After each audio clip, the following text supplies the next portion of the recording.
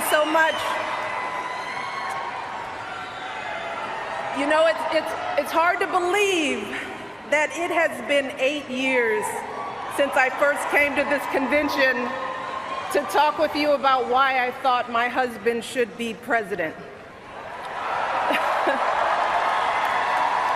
Remember how I told you about his character and conviction, his decency and his grace, the traits that we've seen every day that he served our country in the White House.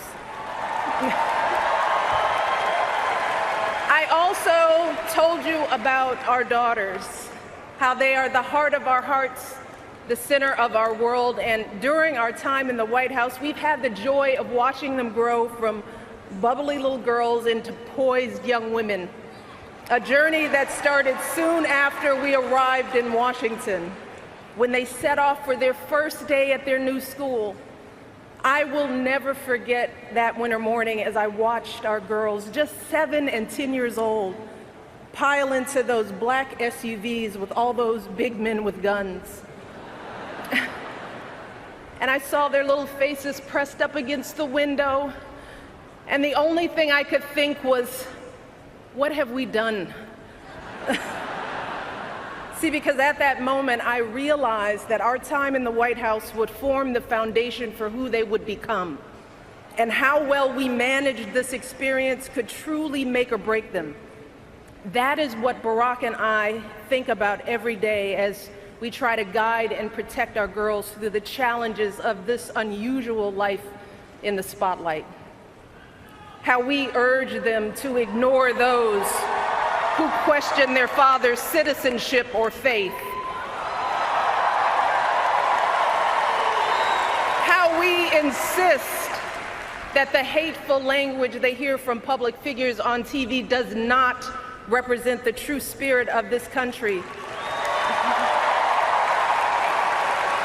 How we explain that when someone is cruel or acts like a bully, you don't stoop to their level.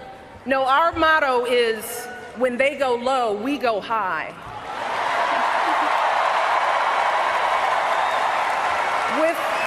With every word we utter, with every action we take, we know our kids are watching us. We as parents are their most important role models. And let me tell you, Barack and I take that same approach to our jobs as President and First Lady, because we know that our words and actions matter, not just to our girls, but to children across this country. Kids who tell us, I saw you on TV, I wrote a report on you for school. Kids like the little black boy who looked up at my husband, his eyes wide with hope, and he wondered, is my hair like yours? And make no mistake about it, this November when we go to the polls, that is what we're deciding. Not Democrat or Republican, not left or right. No, in this election and every election is about who will have the power to shape our children for the next 4 or 8 years of their lives.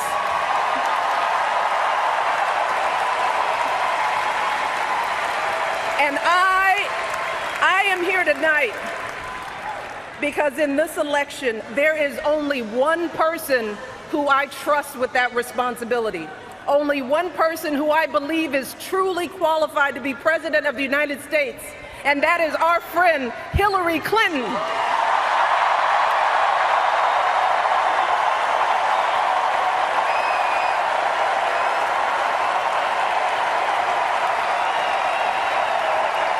That's right. See, I trust Hillary to lead this country because I've seen her lifelong devotion to our nation's children. Not just her own daughter, who she has raised to perfection, but every child who needs a champion. Kids who take the long way to school to avoid the gangs.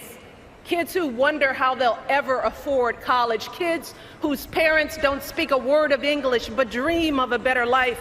Kids who look to us to determine who and what they can be. You see, Hillary has spent decades doing the relentless, thankless work to actually make a difference in their lives. Advocating for kids with disabilities as a young lawyer, fighting for children's health care as First Lady, and for quality child care in the Senate. And when she didn't win the nomination 8 years ago, she didn't get angry or disillusioned.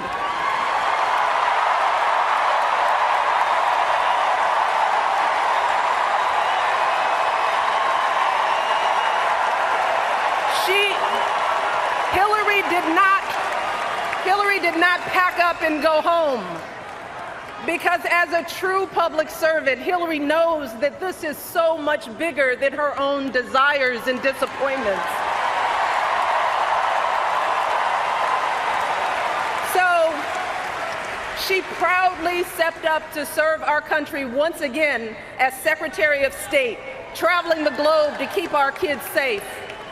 And look, there were plenty of moments when Hillary could have decided that this work was too hard, that the price of public service was too high, that she was tired of being picked apart for how she looks or how she talks or even how she laughs. But here's the thing. What I admire most about Hillary is that she never buckles under pressure. She never takes the easy way out. And Hillary Clinton has never quit on anything in her life.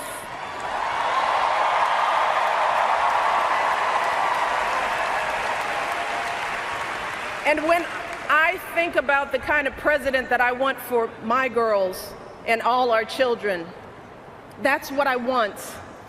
I want someone with the proven strength to persevere, someone who knows this job and takes it seriously, someone who understands that the issues a president faces are not black and white and cannot be boiled down to 140 characters. Look, because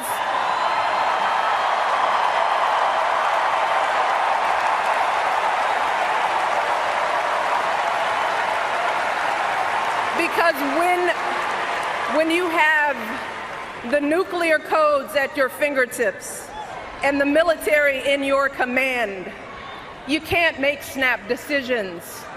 You can't have a thin skin or a tendency to lash out. You need to be steady and measured and well-informed.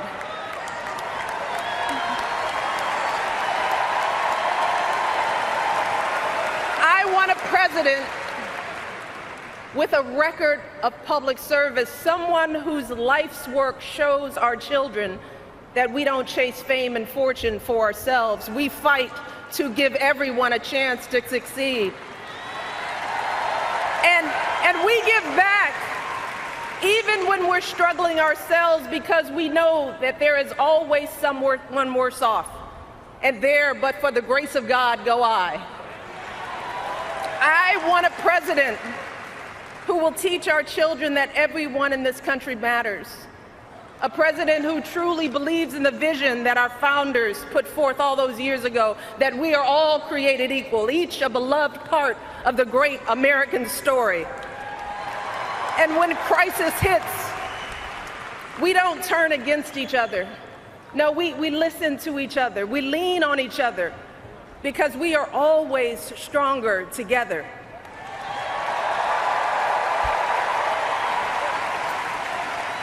And I am here tonight because I know that that is the kind of president that Hillary Clinton will be. And that's why in this election, I'm with her.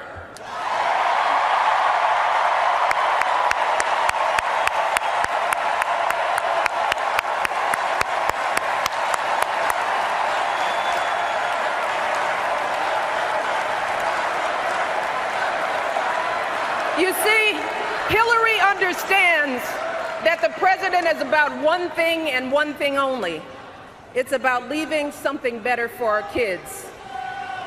That's how we've always moved this country forward, by all of us coming together on behalf of our children. Folks who volunteer to coach that team, to teach that Sunday school class, because they know it takes a village. Heroes of every color and creed who wear the uniform and risk their lives to keep passing down those blessings of liberty. Police officers and protesters in Dallas who all desperately want to keep our children safe. People who lined up in Orlando to donate blood because it could have been their son, their daughter in that club.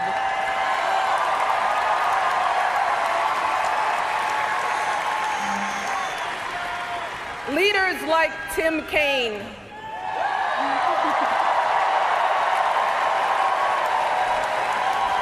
who show our kids what decency and devotion look like. Leaders like Hillary Clinton, who has the guts and the grace to keep coming back and putting those cracks in that highest and hardest glass ceiling until she finally breaks through, lifting all of us along with her. That is the story of this country, the story that has brought me to this stage tonight, the story of generations of people who felt the lash of bondage, the shame of servitude, the sting of segregation, but who kept on striving and hoping and doing what needed to be done so that today I wake up every morning in a house that was built by slaves.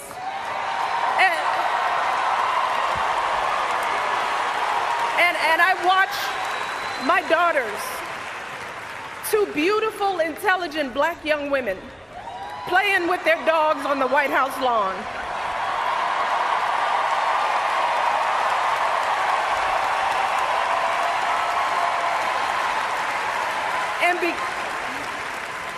And because of Hillary Clinton, my daughters and all our sons and daughters now take for granted that a woman can be president of the United States.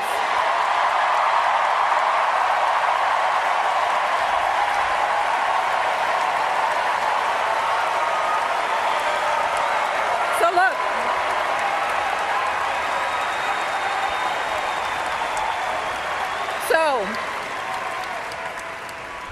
don't let anyone ever tell you that this country isn't great, that somehow we need to make it great again, because this right now is the greatest country on earth.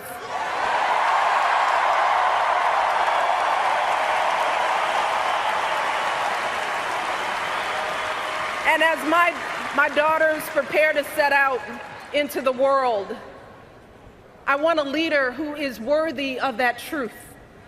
A leader who is worthy of my girls' promise and all our kids' promise. A leader who will be guided every day by the love and hope and impossibly big dreams that we all have for our children. So in this election, we cannot sit back and hope that everything works out for the best. We cannot afford to be tired or frustrated or cynical. No, hear me. Between now and November, we need to do what we did 8 years ago and 4 years ago.